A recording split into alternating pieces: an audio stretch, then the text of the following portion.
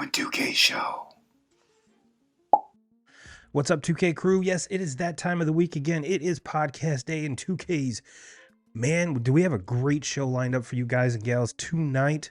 We are obviously talking about March Madness, and we're watching 3 games live here, getting ready to go to 4.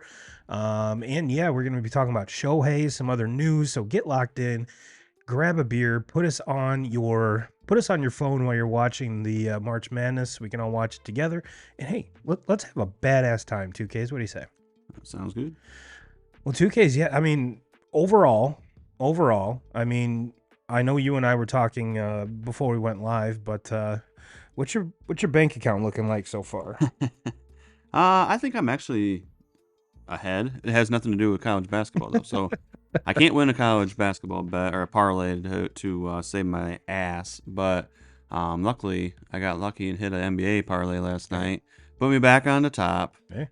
Put me back in action today, and then today's just kind of par for the course. Back to losing again. Can't win one. Spoken like a true degenerate, which I love. Thursday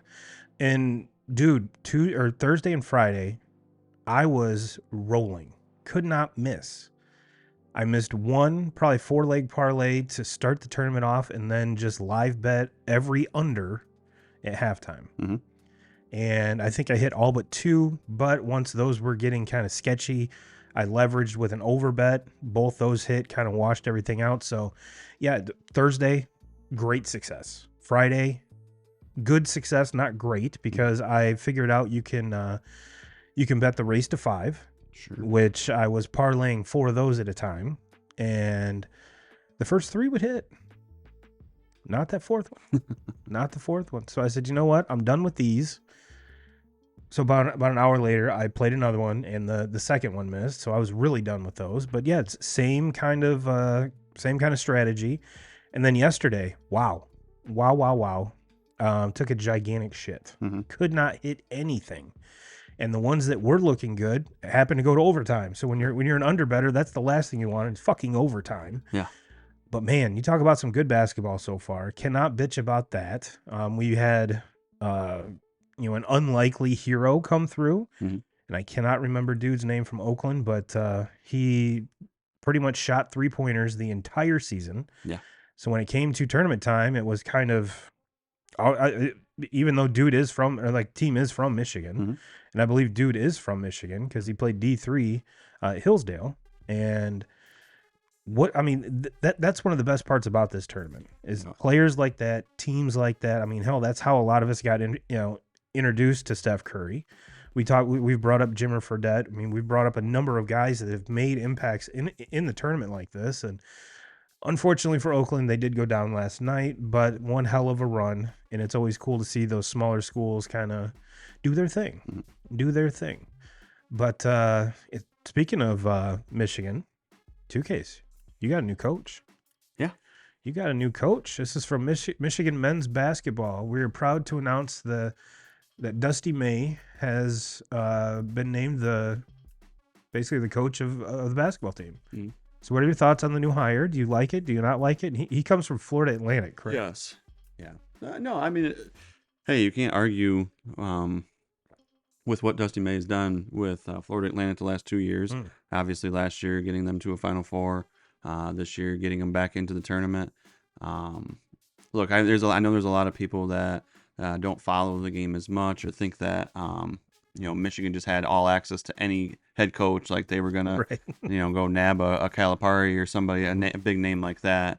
And it's realistically speaking, I think that this was about as good as they could do, as good as of a coach that obviously was looking to move his way up in the rankings as far as head coaching jobs, and I think they got a good one. I really do. He's proven it in the tournament. Mm-hmm. Now it's to the point where now this is a big D1 school, mm-hmm. a Big Ten school, a big a historic Big Ten school. How's the recruiting going to go? And how long until we have success, which I think is kind of what's on everyone's mind. I think you're going to see. I think we might kind of see what happens here in the next few days because, or I don't really know exactly how that college basketball transfer portal thing works out, how long it takes until they can start doing things. But I would be shocked if there's a couple guys that don't come along with him. Sure. I know he's got three players in his starting five that are going to be graduate seniors now, but have that basically that COVID year where they still have another year of eligibility. None of the three are going to be NBA prospects or anything like that, but very good players were a part of that Final Four team from last year. Yeah. So to get through those three guys, because if there's anything that we've noticed here since Howard's been let go, there's a lot of big names and a lot of recruits that have also announced that they're either decommitting or they're entering the transfer portal. So there's definitely openings there. So I think For sure. I think you'll see it. And I know one of the guys that John A. Davis that plays for Florida Atlantic. He actually has ties up to here because he came from northern Indiana. So Okay. he's close nearby from around there. A lot of the things I was reading today say that they got a pretty good opportunity to pull all three of those kids up. So we'll see what happens. I tell you what, that'd be kind of a quick rebuild if you put it that way. Cody says all their money goes towards football. Short budget, I think you mean budget, for basketball. Got a funny story about Cody, which for those of you that don't know Cody, I mean if you spend probably 10 minutes with him, there's something funny is going to happen. But I was having kind of troubles coming up with the top 5 list for this week, which are doing top 5 alcoholic beverages. And Cody basically said, "Don't bother me. I'm watching the Bassmaster Classic." to which I responded back, "Wait, you have to be quiet while you're watching a bass tournament too?" And so I didn't know if that was etiquette for watching a tournament, but yeah, I thought it was funny. But no, it really is. It really is. Especially if they can pull some of those guys from Florida Atlantic that have that kind of tournament pedigree, and then it's going to be his program. See what type of dudes he's able to get in there. I think it's a great hire. I think it's. And the thing about it is, and why I said earlier that Michigan is not, an elite college basketball school is, you say what you want about Juwan Howard, and I can sit here and I got plenty to say about how I don't believe that, that he was ready for this job, and I think that he was starstruck when he got there as a coach, and it showed in a lot of the games, especially when they lost so many games so close. Yeah. But as far as the reasoning why I believe it's not that. That elite job for these coaches to take over, it is because when you are a head coach there, you have to work your ass off. You have to develop those players. You have to keep those players. Juwan Howard recruited great. Juwan Howard had guys lined up as far as in that transfer portal, but it came down to the Michigan admissions and not allowing them in. You look at Love, who plays for Arizona now, one of the best players in this tournament. He was lined up to go to Michigan, and it was a whole thing with the admissions. They weren't able to get him in there. At the same time, Terrence Shannon from Illinois, same one. He was committed to go there to transfer there also. Admissions would not allow him in. I think Terrence Shannon is arguably the best player in college basketball this season. I think he's the best player remaining in the tournament right now. I think he's been the best player. He scored 30 last night in the game. I mean, and then Hunter Dickinson leaving. Now you can't tell me that if Shannon and Love end up there, Dickinson's not leaving. No, he's staying with them, and so they had the talent and the players there. It's not. It's not. There goes an over. Or an under. Yeah. It's the. There's a lot of things that are working against you as far as being the coach there at Michigan, and it's not a premier elite job. Now for Dusty May leaving Florida Atlantic, absolutely it's a step up. It's a step in the right direction, and this is nothing new to him. This is what he did at Florida Atlantic. He had to keep guys. Obviously, we're talking about 3 players that possibility of transferring there. To follow along with him. Those are 3 guys that have played, and they're going to be grad seniors now. So that tells you right there, he keeps guys. He's able to develop them. And I mean, if you go back to when Michigan was really, really good, look at all the players that John Beilein developed. Yeah, absolutely.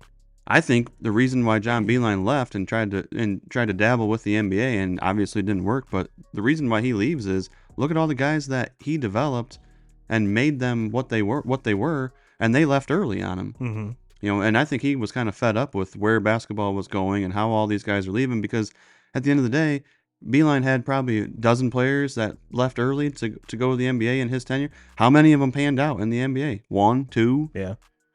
Yeah. So, and I think he was frustrated with it, but that's the key to being able to build a program that's going to be in this tournament at a school like Michigan, is you have to coach kid and recruit kids in that you can develop and that you can keep for 2, 3, 4 years. You can't you're never going to be able to hang with the one and done, recruits. Ask Calipari. Mm-hmm. Ask Calipari. Cody says, damn GPA requirements, quote unquote, academics are the standard. Mm-hmm. Yeah. Yeah. Well, some other news 2Ks. Let's touch on our bracket challenge here. And I do apologize. You're probably not going to be able to read a damn bit of that, but let me get logged in here. Let's see. Number 1, we've got Jay Newell. Jay has Purdue winning it. Number 2 is Rich Thornburg with Houston, and we have a two-way tie for third. You and your dad. He has Houston, and you have UConn. And then a whole slew of teams tied for 5th, and your boy is tied for 9th. So not looking good over here on this side of the desk, but you know what? Still plenty of basketball left. A lot of basketball left. You know, this is what makes it fun. This is what makes it fun. So kudos to you, Jay, for leading the way here on the early bit. But yeah, 2K is probably the best, not the best, the biggest news. Dropped, I believe it was Thursday, whatever it was. Shohei Ohtani and his interpreter got into a bunch of trouble. And I'm not going to go over the timeline here because I'm pretty sure by now everyone knows it. I'm not saying knows what's going on, because I'm pretty sure no one knows what's going on. But yeah, it's lots of question marks. We were talking about it, before we went live, and what stands out to me the most is, yes, this is an illegal gambling ring that they're participating in, or he is. Let's put it that way. Mm-hmm. I'm not saying I know a ton of bookies or have direct contact with any of them, because hell, it's illegal here in Michigan. Mm-hmm. But yeah, the interpreter makes $200,000 a year. I don't know too many just people, let alone bookies, that are going to extend a $4.5 million credit line to this dude without knowing that his money's good, because it's backed by somebody. Mm-hmm. And I think we all know who that somebody is. So whether Shohei was involved, betting wise, I think this gun is smoking way too hot and way too bright to be like he had absolutely no knowledge of any of this. And again, these are just my personal opinions. And before everyone comes at me and goes, "Oh, Turbo, you're just jealous he went to the Dodgers. You're just jealous about his contract." No, I wish he would have given the Red Sox an opportunity with that type of contract. That'd have been awesome. But you and I have been two of the biggest Shohei fans. I mean, how can you not like what the dude does on the field? This here is a whole other. I mean, this is apples to oranges conversation here. And when it came out, and then they changed the story, and now there was an interview with the interpreter solely to ESPN that they've stopped. It's never going to see the light of day, because Shohei's legal team came out and said, no, he stole $4.5 million from Shohei. Mm-hmm. And like you brought up before we went live, how does an interpreter have access to Shohei's accounts where he can wire money?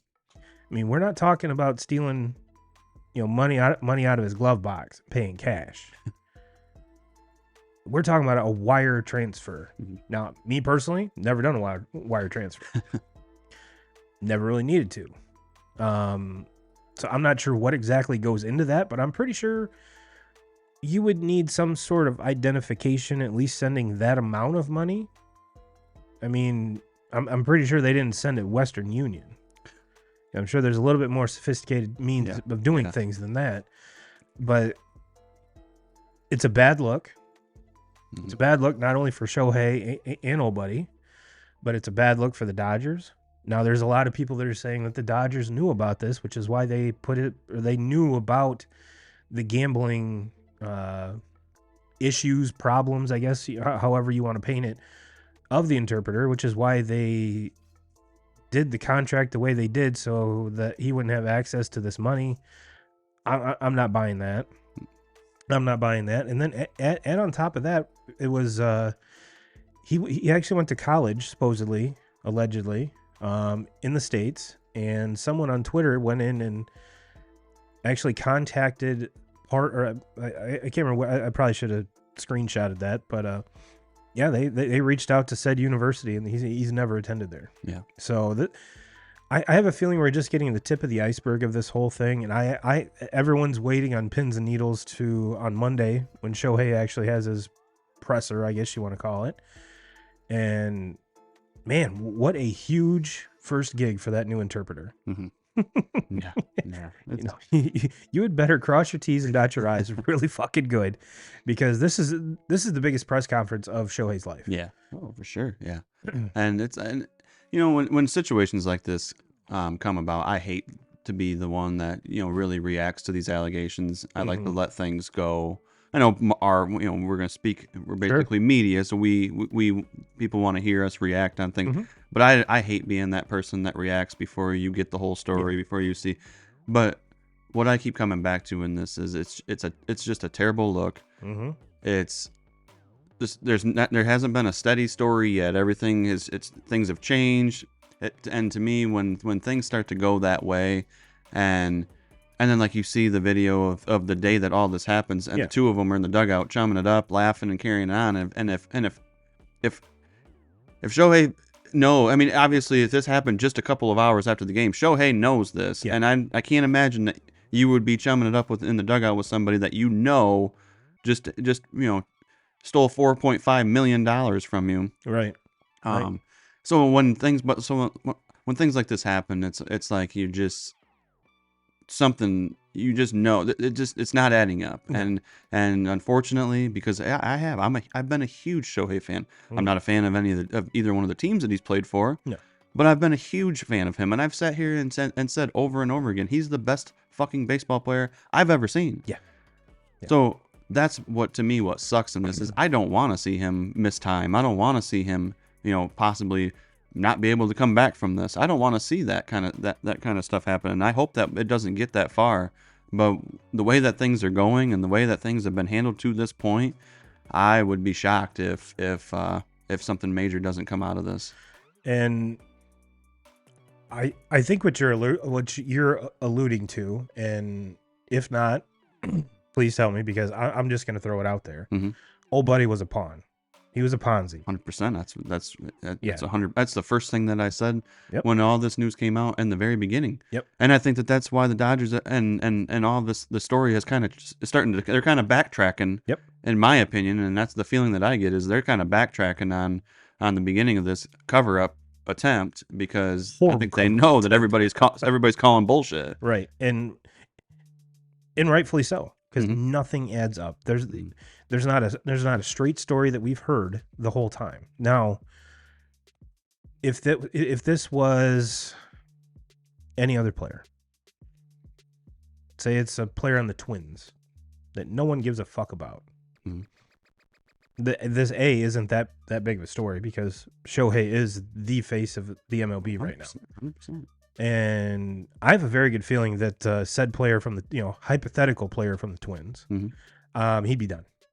Yeah, there wouldn't be any investigation, and this is going back to, if you remember, at the beginning, either the end of the NFL season last year or the beginning of this year, with a lot of there's a couple Lions players, a couple Colts players, we saw with Ridley.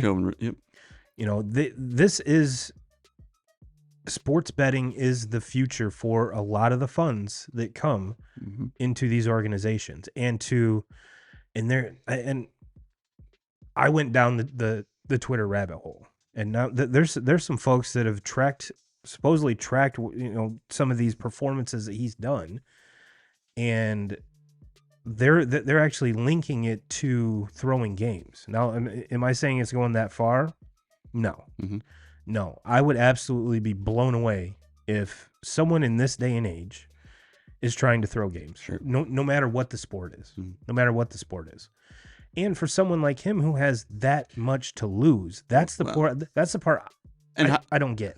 And to me, like, when I guess when I hear that is like, if there's one guy in Major League Baseball that we've watched that we can say is definitely not throwing games, we can talk about the guy that has been the best player in baseball. We're talking about the best player in baseball, and it's not even close. All eyes are on he's him. Done. Absolutely. All eyes are and what he's done, and just look at the numbers. Yeah. They're unbelievable. Yeah, if it's Joe Schmo from the Angels and he's quote unquote throwing games as a pitcher, that team's terrible. You're never going to get caught. I shouldn't say never, because we live in a digital world now. Shit can be tracked. Oh, absolutely. Shit can be tracked. Absolutely. And I think ultimately that's going to I'm not going to say save Shohei's bacon, but the fact that sports gambling from your phone is illegal in California, they can't track where this account logged in from. Where like the Lions players, they could tell exactly where they were. I mean, they were inside the facility. They could see that. So having to do it kind of black market style, I think. Right. I mean, just spitballing here, folks, because like I said, we don't know shit from fuck on this, but it would be easier for whichever, because it's not just MLB doing this investigation. It's the FBI. It's a lot of other things, because it is an illegal gambling ring, and the guy that runs it has been in some hot water before. So it's a huge black eye to the MLB, and I honestly,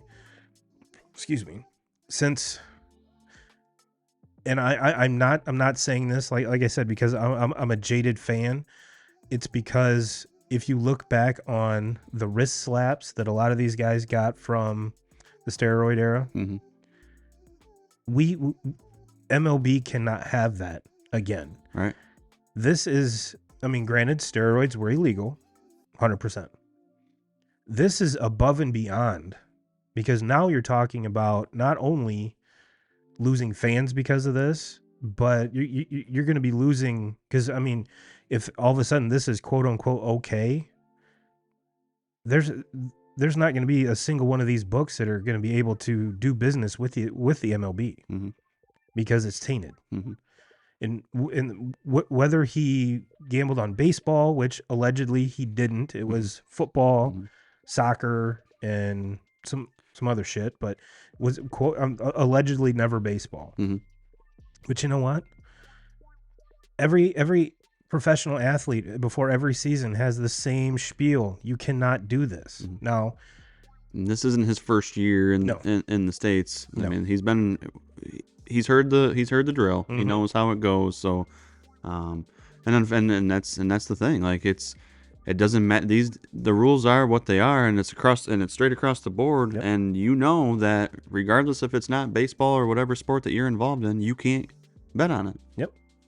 Yep. There's going to be plenty of opportunities for you to do that after your career, and you'll have a lot more money to make a lot more splashes if you want to. You signed a deal for $700 million. What do you? I mean, what fun is there? Right. How is there any fun to even bet? Like, you're good. But yeah, what does Cody say here? FBI has been watching bookie, informed Dodgers when Ohtani's name popped up. Exactly.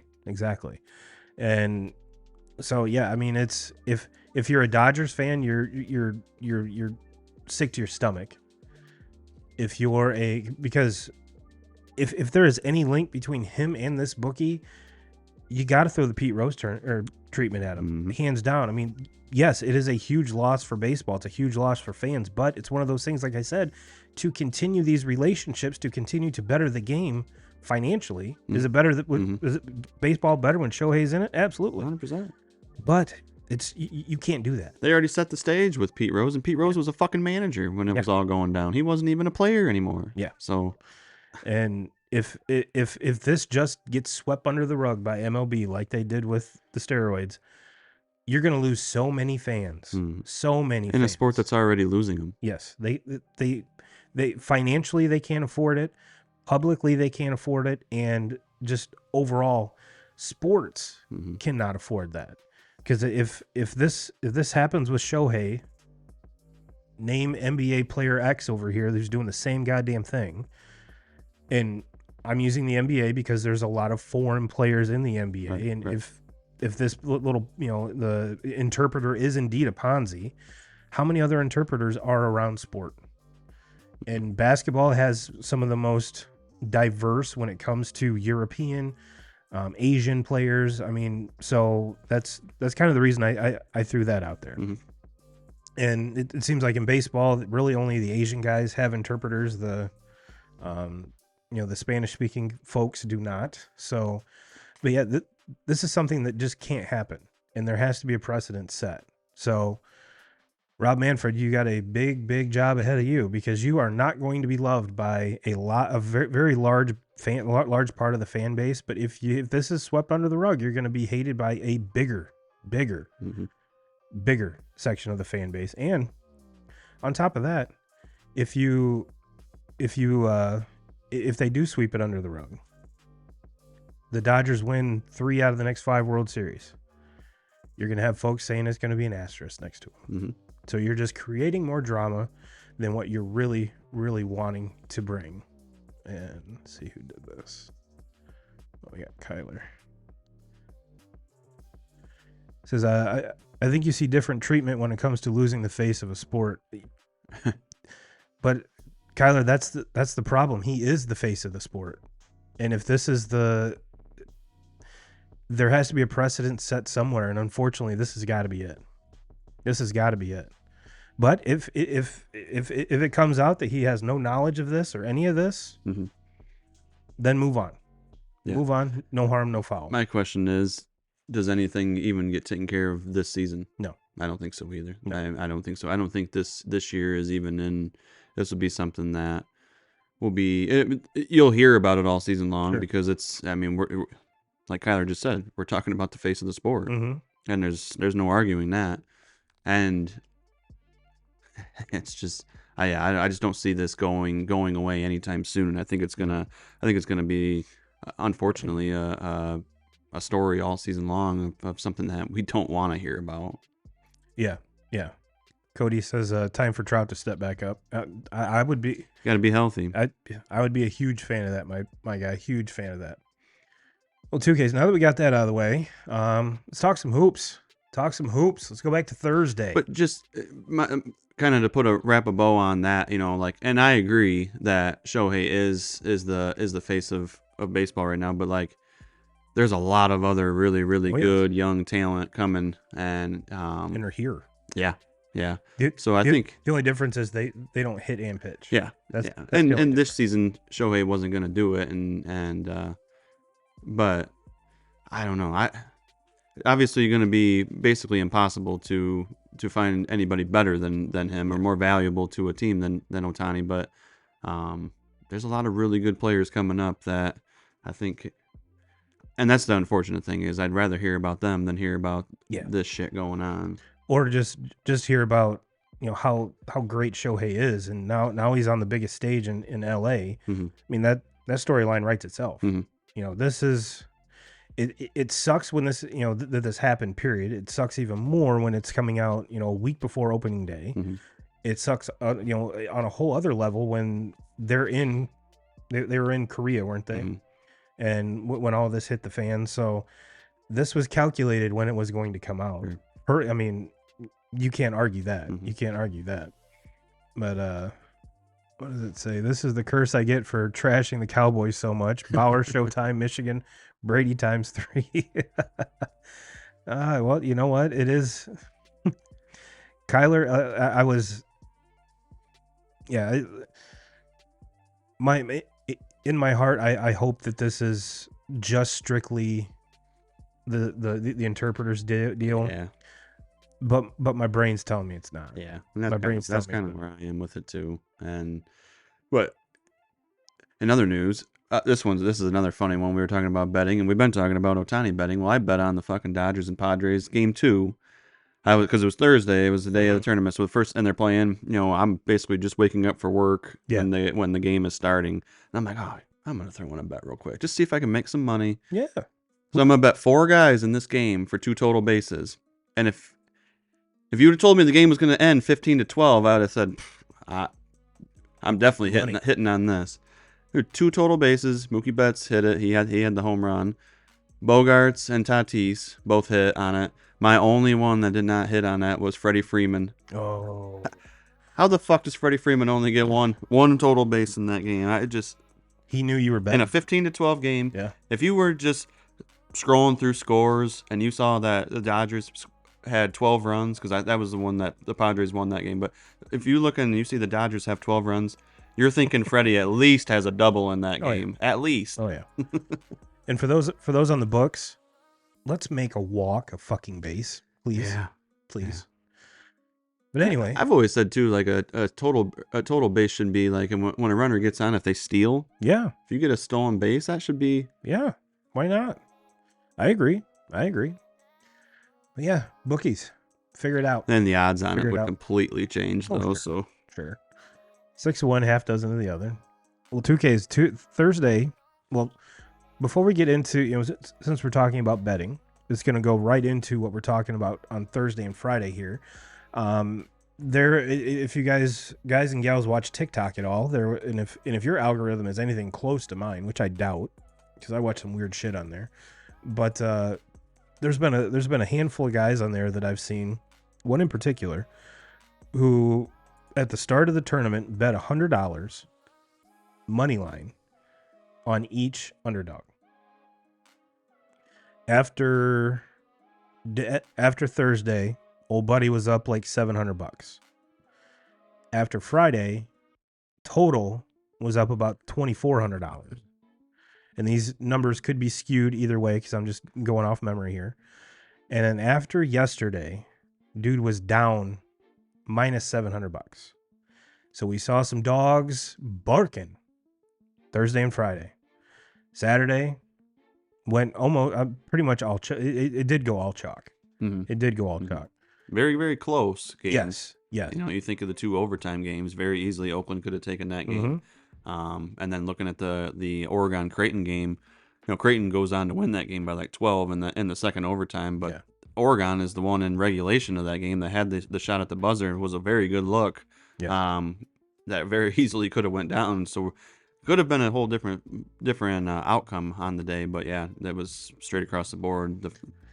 And today seems like it's the day of blowouts. Yeah. Aside from the Marquette game, it seems they're very lopsided games. But let's rewind to Tuesday or Thursday 2Ks.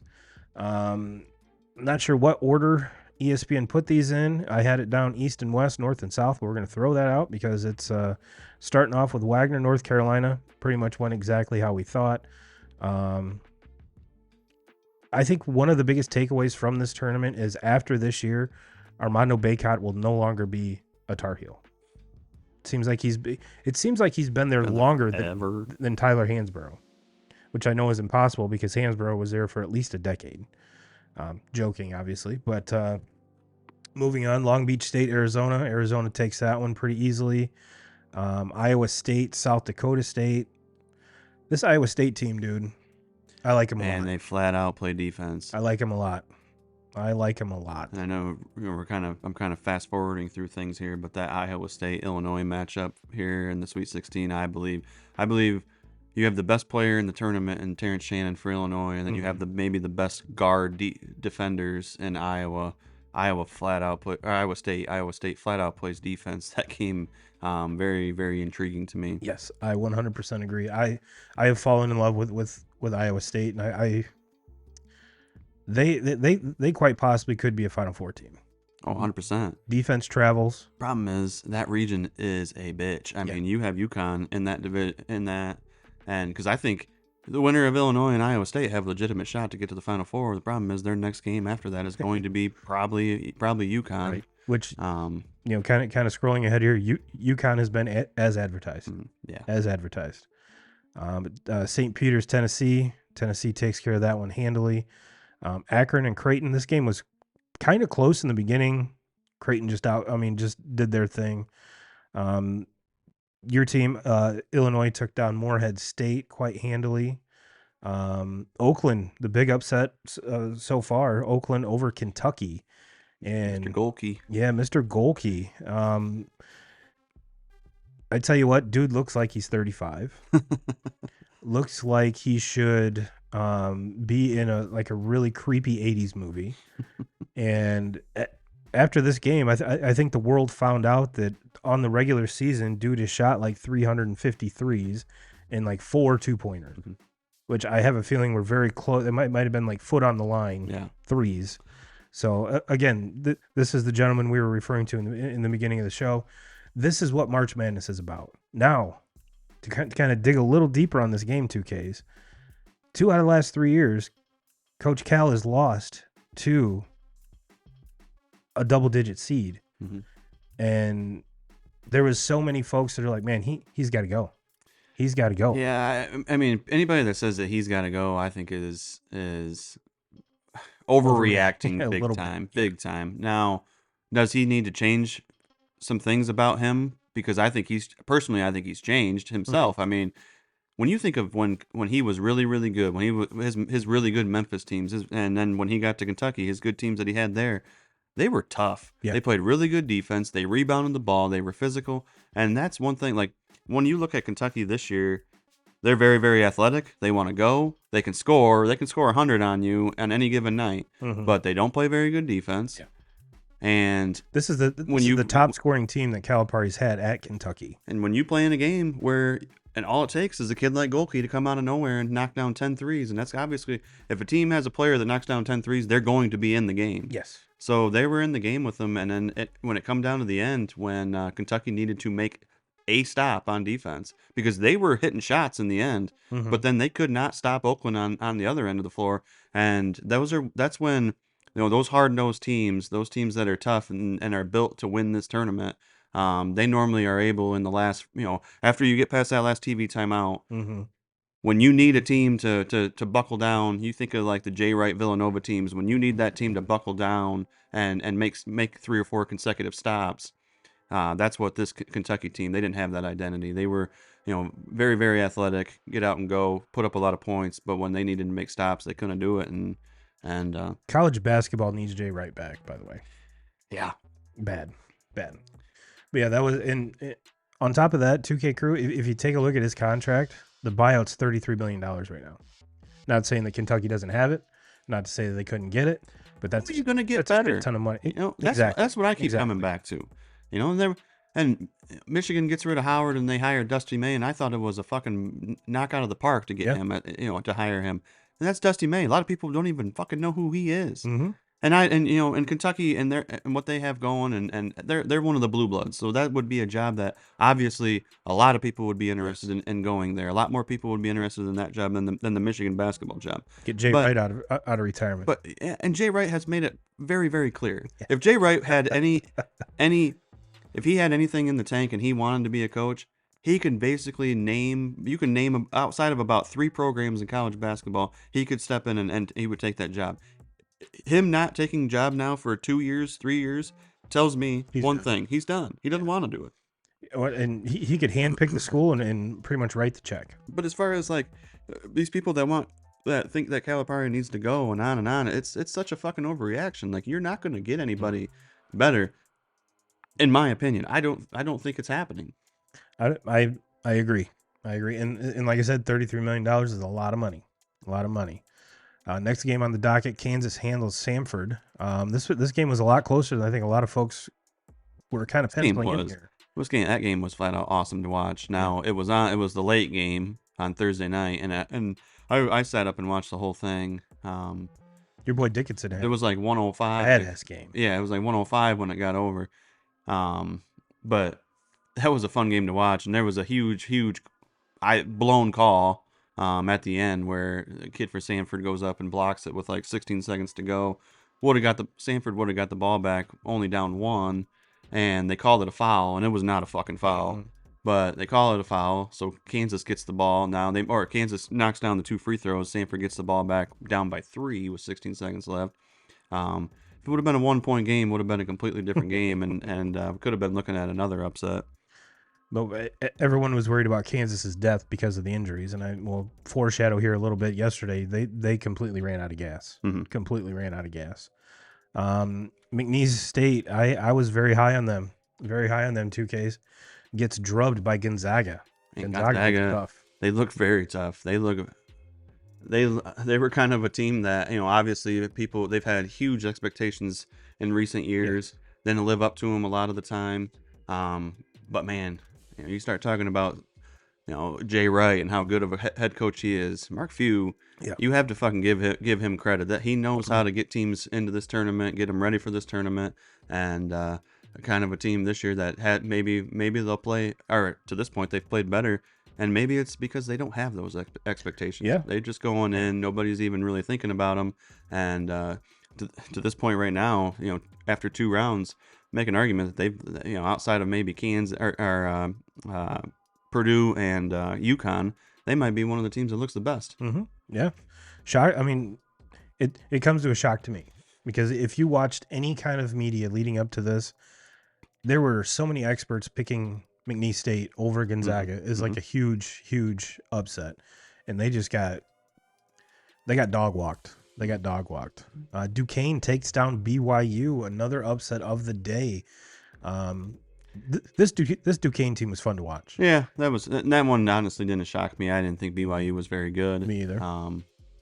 So that one wasn't really a big shock. It was one of those games where when you look at it, when you're, before it even starts, you're filling out a bracket, you're betting on it, whatever. It was one of those that you just believe could go either way, and it wouldn't shock you either way. Cody says, so happy the Knicks are NBA Villanova. Yeah. Can't go wrong with those Nova kids, that's for sure. Oregon takes out South Carolina for another upset. 87-73. This Oregon team, what did their game end up today? Is that still going or no? Oregon today. Oregon played last night. They got beat by Creighton. Okay. My days and teams running together, 2Ks. Easy to do this time. Yes. Another upset, NC State over Texas Tech. I don't think I watched much of that one. Dayton over Nevada. The 10-7s usually have me wavering both ways, especially with 2 teams that I really didn't see at all this year. Nevada just blew this game. I mean, they were ahead by 16-17 and with like 10 minutes to go in the game, 11 minutes to go in the game, and they just completely fucking derailed. I mean, they lost it, and Dayton just came back and ended up winning this game. A close one in the end, but to me, the story about that game is just how bad Nevada just blew it. And big shout out to Dan Patrick's Dayton Flyers. Big shout out. Texas takes out Colorado State. Not a big shocker there. Washington State over Drake. Now there was some rumors, 2Ks. There's a lot of people saying that Drake was a team that could make a Sweet 16 run this season, and they just really. I watched a lot of that game because I kind of bought into the Kool-Aid on that, listening to some pretty well-respected names that were really talking them up like they could make a run. And I stayed up and watched a few minutes of that game and was not impressed. Was not impressed at all with them. Now there was a rumor going around that what's the best way to put this? A team name that has some sort of penis association with it. Because you had Fairleigh Dickinson. Trying to remember the other one, but this would have been 3 years in a row that a penis inspired, or not really inspired, but kind of a takeoff of it. So you had Longwood, and some folks were putting Drake into that because of the Drake video with his massive hog. So neither one hit. So maybe the wiener theory is kind of going out the hasn't not been a year for the wieners. No. And if Drake's hog couldn't get him past Washington State, then maybe it's not as cool as we thought.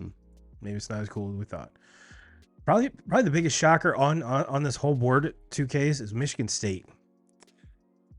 Yeah, there was people 8-9 obviously, game can go either way, and I heard it, people talking that Mississippi State would have their way, and at Michigan State there's no consistency this year, no big wins, and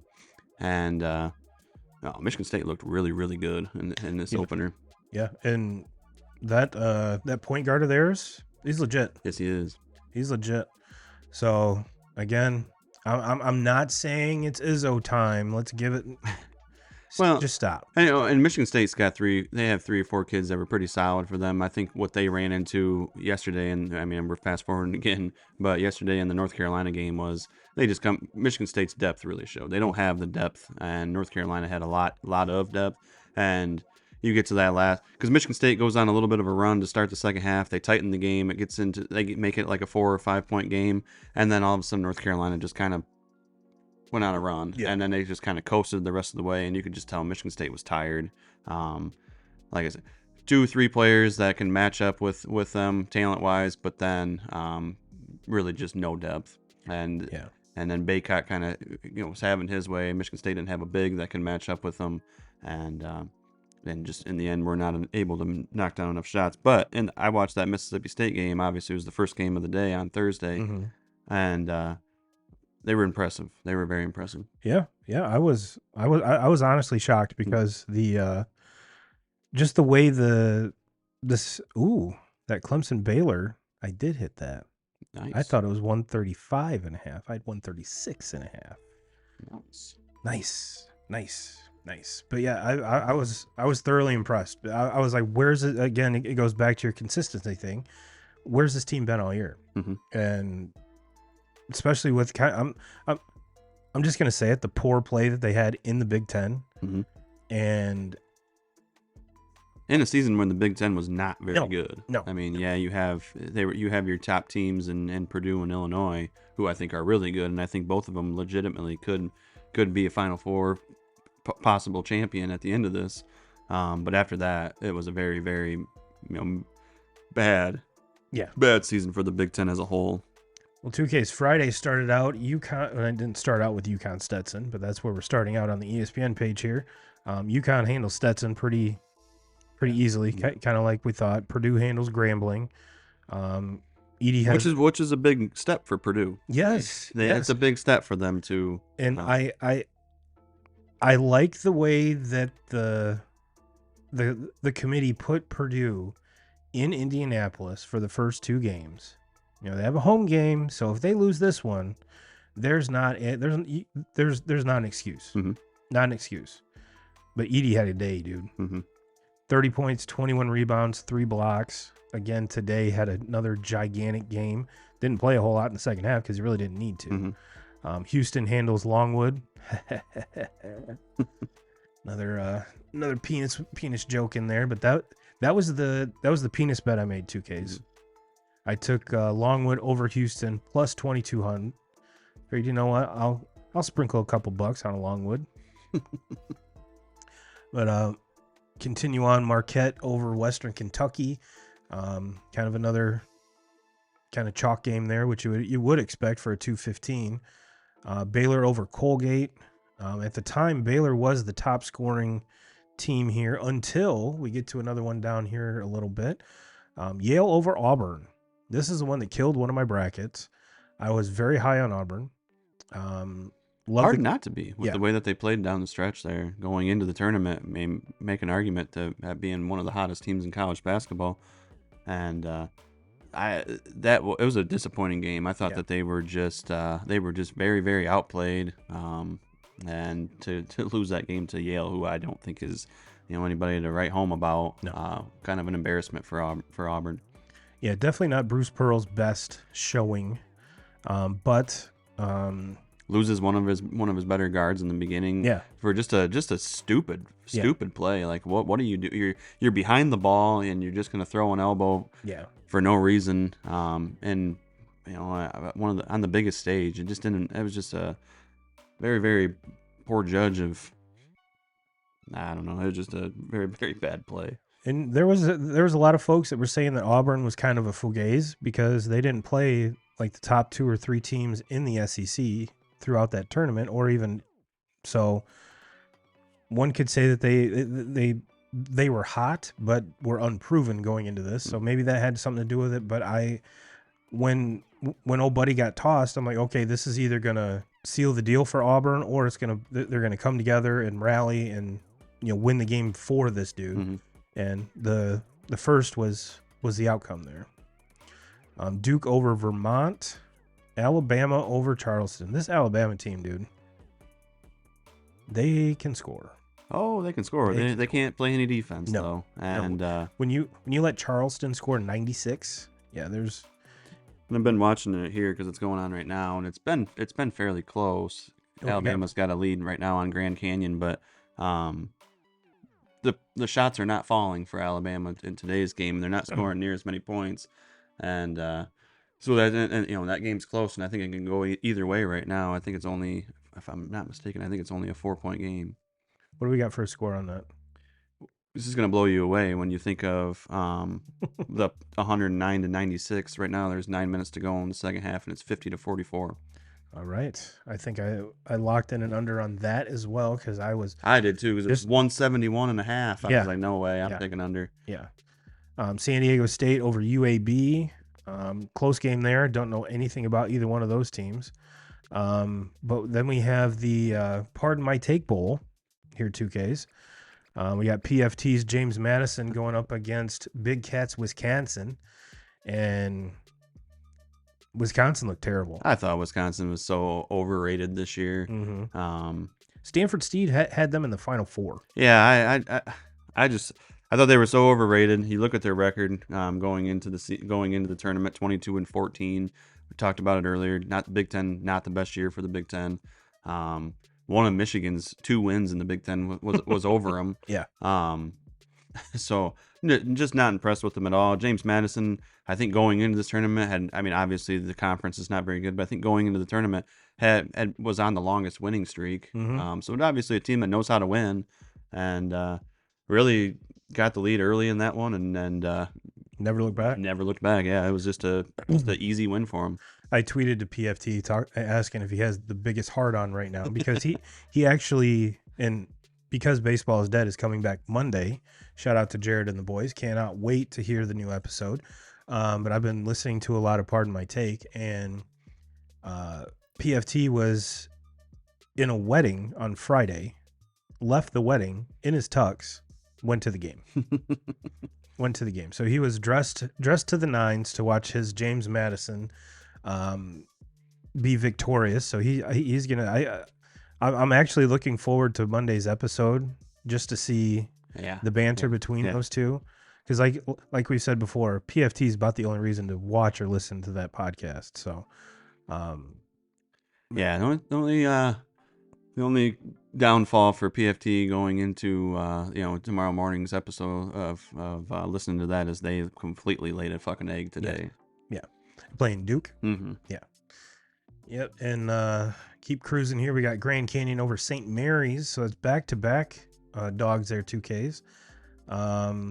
Clemson over New Mexico.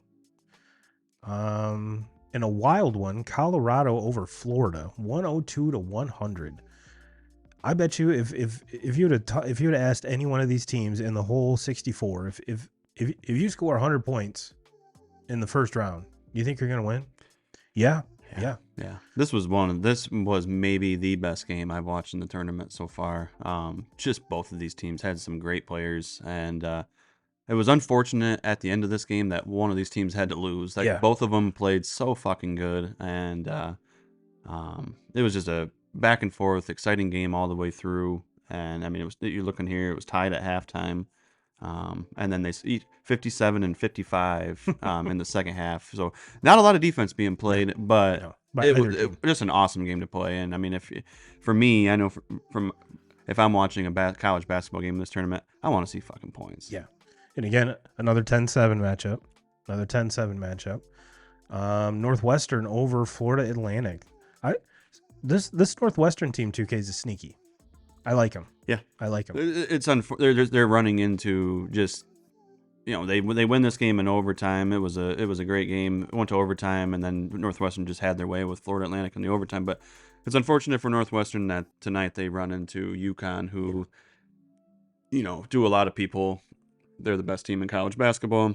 They were odds-on favorite by a long shot to win it all. Yep. So I don't think that I think their tournament is over here in a few more minutes, but in a year where the Big Ten was not very good, like we've said over and over, Northwestern was one of those teams that not a top team, but a very, very legit team. Yeah. And in recent years hasn't been that team for the Big Ten. They normally are matched up in the bottom of the standings every year, and this year made it into the tournament as with an at-large bid. So Yeah. Kudos to them. We've got A&M over Nebraska, and then to wrap up. Friday, Utah State over TCU. This TCU team, a lot of folks had had them going quite a long ways. But again, 8-9 matchup. Never know. Even though historically, I think the 9 has had the advantage over the 8. So yeah, big storyline for Thursday and Friday. 2Ks. Dogs are barking. We go to Saturday. Not the case. We've already talked about Michigan State getting steamrolled by North Carolina. Arizona kind of has their way with Dayton. And let's see, Iowa State over Washington State. Game was a little closer than what I thought it was going to be. But they come away with a big dub. This Tennessee team I really like over Texas. Another close game. Illinois over Duquesne, pretty substantial. Creighton over Oregon. The Zags, like we talked about Gonzaga, Kansas just ran out of gas. Mm-hmm. Kansas was up 44-43 at halftime, and they lose 89-68. They are outscored 46-24 in the second half. Kansas was just very, very. Gonzaga exploited how bad defensively they are. And say a lot of good things about Hunter Dickinson and what he can do on the offensive side of the floor, but the reason why he will never play in the pros is because he cannot play defense. And Gonzaga they made him look really, really, really bad. Yeah. And he just doesn't play defense. And so if he's got to defend an athletic post or he's got to defend a pick and roll, he cannot do that. And it showed. And Gonzaga with Mark Few, we talked about earlier, one of the best coaches in college basketball. He knows that Hunter Dickinson can't defend that, yeah. and there's a reason why that's what they did, and they just flat out worked Kansas in this game. And to wrap it up here, NC State over Oakland. Thought it was cool, just 11-14 seeds getting to shine out, and this ultimately came down to Oakland pretty much could not buy a bucket in overtime. Mm-hmm. The magic had run out if you want to consider consider it that way. And you can make an argument here with those two teams that maybe the highlight of the postseason so far. I mean, NC State plays themselves through the ACC championship. They win it. They get their coach is on the hot seat. Mm-hmm. Their coach is on the hot seat. There's a chance that he's not coming back, and they are able to get hot at the right time. They win that tournament. They get in. Then you have Oakland. Oakland beats Kentucky, a blue blood. The John Calipari coach team. And Oakland has a kid that comes off the bench and knocks down 10 threes. Yeah. And gets into this game, and this game goes to overtime. It was awesome game to watch. I mean, we're in the state of Michigan. Obviously, I was sitting there rooting for Oakland to pull it off and win another one. And very easily could have went that way, but it didn't. But it was just kudos to Oakland, kudos to North Carolina State. To me, maybe the best story so far in this tournament is is that Oakland and NC State game last night. Yeah, I 100% agree. 100% agree. And when I can get Kristen excited about basketball, that's a huge win. It's a huge win. But going on today, like you said, we've got Alabama, Grand Canyon going on right now. Bama's up 55-50. Excuse me. UConn over Northwestern, 51-27. And Houston and Texas A&M are locked at 11 early on in the first half. And yeah, all right, vent time. Can we get fucking quarters in these? I know we kind of talked about it last week, but this is really irritating. Get quarters. Yeah. Halves do not speed up the game. There are so many TV timeouts and everything else in these stupid games that no. You are not going to buy me with that argument. We just had it. We just had it because we're running 3 games at a time on the screen here, and at one time all 3 games were at a commercial. That should not that can't happen, and I agree with you. You have a TV timeout every 4 minutes. The last 2 minutes of a close ball game take 25, 30 minutes. There's things that I think can be changed with this that make it a little bit easier on us to watch, and 4 quarters makes a hell of a lot more sense to me than 2 halves. It's the only basketball that's played in halves anymore. Mm-hmm. And while I'm venting, sports books, can you make it so I don't have to log in every single time? Figure it out. It's me. It's still the same me. Yes. Figure it out. Coming up here in a little bit, we've got Yale and San Diego State. Some of the games that have gone final. Purdue just boat races Utah State. EB has another badass day. Like I said, he didn't play the vast majority of the second half, so which is probably the best scenario for Purdue. Mm-hmm. I mean, he's a big dude. He's in a lot better shape this year than he has been in the previous years. But the more time you can get him off of his feet in these back-to-backs or a short amount of time, probably better. Marquette over Colorado, Clemson over Baylor, and Duke over James Madison. So did have some close ones, but it started out the day. Purdue big win, Duke big win. Couple closer games with Clemson, Baylor, Marquette, Colorado, and it's shaping up to another beat down by UConn. So going to be interesting to see where some of these games go. But yeah, 2Ks, I'm right there with you with the pretty much the standout of the tournament so far is Oakland. And I mean, hell, I'm pretty sure there wasn't a single dude after day one that was getting more requests to be on shows or to talk to so and so than old buddy, and rightfully so. Mm-hmm. I mean, that's without this tournament we would have never known about him. And kind of the shitty part is after this we'll probably never hear from him again. But yeah, that's the reason why this tournament is so much fun. Teams like that, players like that, especially when the dude transfers from a D3 school to Oakland and has his biggest game in the biggest spot and pretty much wills his team to win over a Kentucky team that a lot of folks had really, really high. Mm-hmm. But yeah, it's we got a tie ball game, 55-55. Mm-hmm. So I've been Grand Canyon, Alabama. So, and that's one of the things 2Ks with these high scoring teams is I'm assuming a lot of it has to do with 3-point shooting or just volume of shooting. Sure. And when you have an off night, this is what can happen. Defense travels. Very rarely do you have an off night. The whole entire team has an off night playing defense. So I'm definitely going to keep an eye on that one because I have another bet. I need Alabama under 87.5. So that's looking pretty good at 55 with 6 minutes left to go. So 2Ks, let's jump into our. Is there anything else you want to wrap up about the tournament thus far besides the fact that you're broke?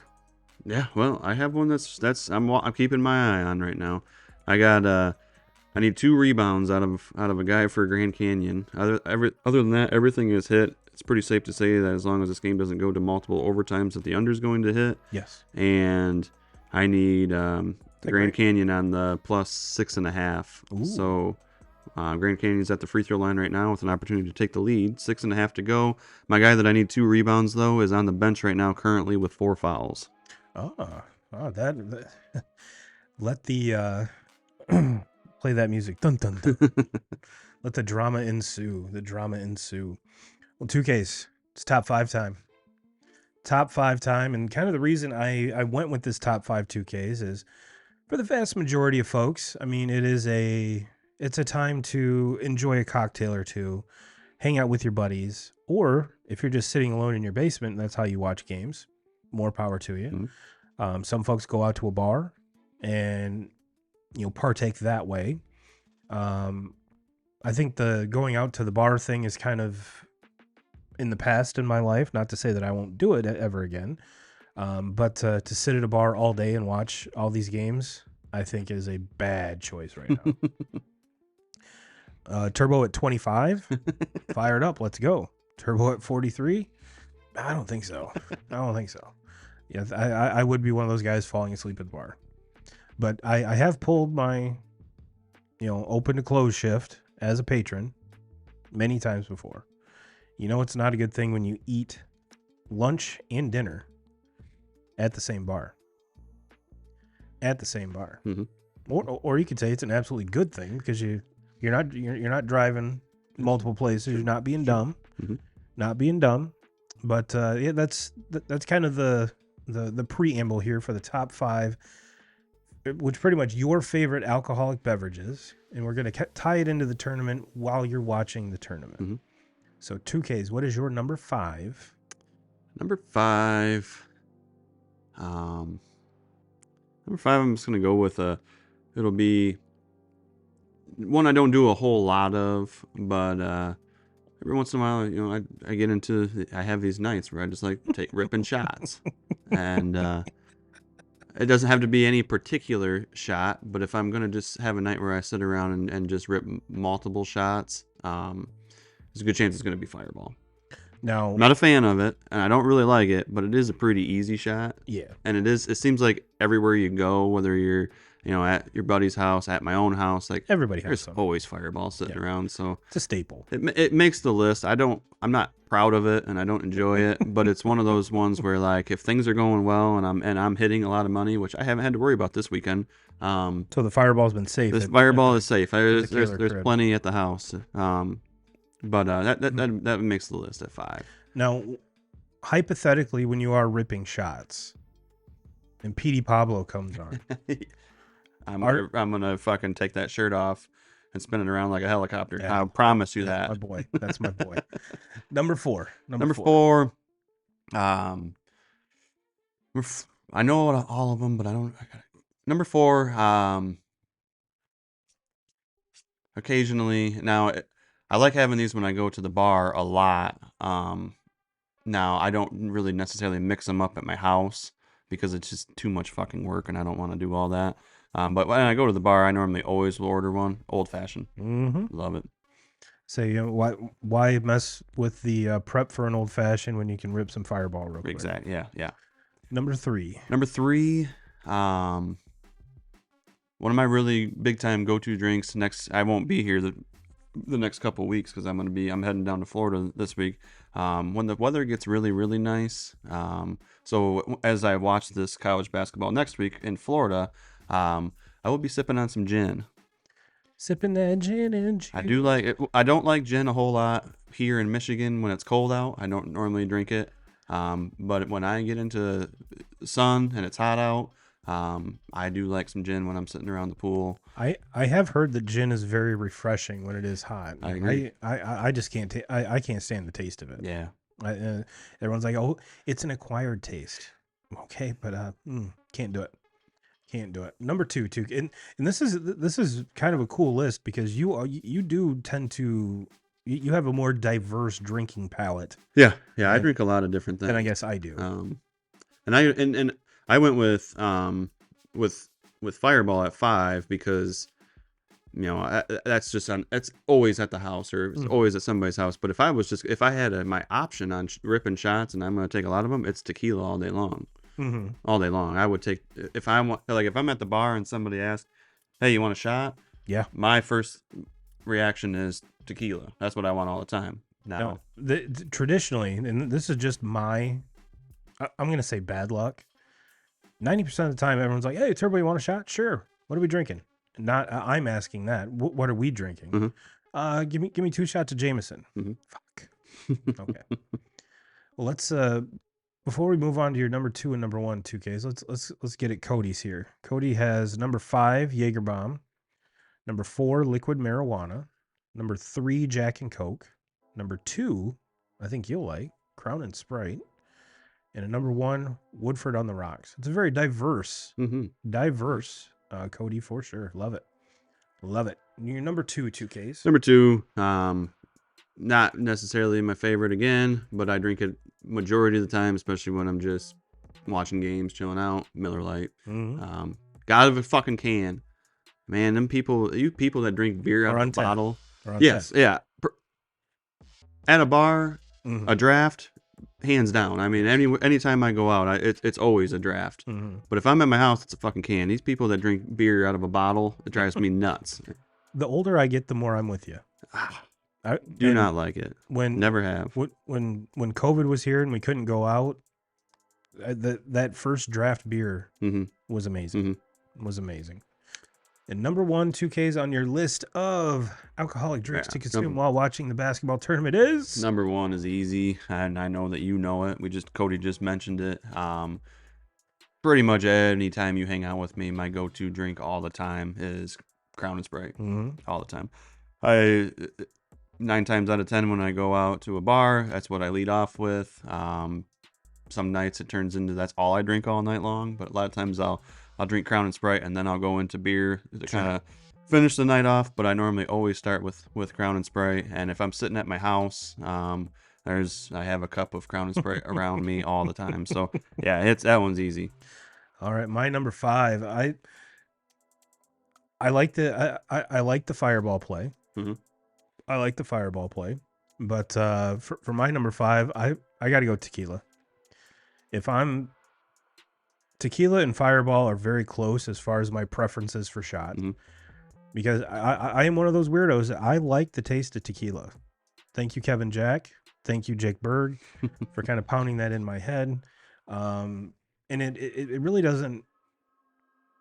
It doesn't affect me as much as some taking shots of other stuff. And being a diabetic, has 0 carbs, which is even better. Number 4, we'll slide that Fireball right in there at number 4. Getting back to to yours, do I rip shots often? No. But when you're out and about, it's just Fireball's an easy shot because most everyone will drink it whether they like it or not, and it's an easy buy, it's an easy drink. Got to go with it. Number 3, I'm gonna go margarita. Totally getting away from the whole diabetic thing that I just said because that is loaded with carbs. But again, still has the tequila aspect in it. Number 2, I'm gonna do a little twist on your Crown and Sprite. I'm gonna go a nice 7 and 7. And yes, I can tell the difference between 7 and Sprite. For those of you that can't, I don't know what the hell you're actually like. Really? And then number 1, not a big shocker to anybody. Give me Bud Light. Yeah. I'm a beer drinker through and through. I do thoroughly enjoy bourbon and whiskey. However, that's when turbo gets ornery. And we don't need an ornery turbo.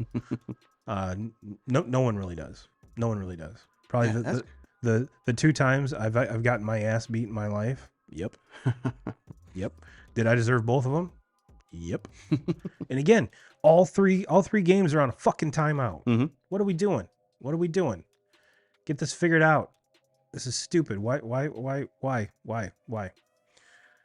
2K crew, that has been it. And for those of you that are watching on Facebook, I'm going to post this in the group, but we really need to get you guys and gals over to YouTube because we might not be able to go live within the group here soon.